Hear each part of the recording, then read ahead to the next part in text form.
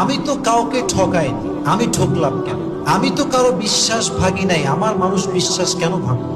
আমি তো কারোর সঙ্গে প্রতারণা করি না, তাহলে মানুষ আমাকে কেন প্রতারণা করবে? প্রশ্ন আছে না নাই?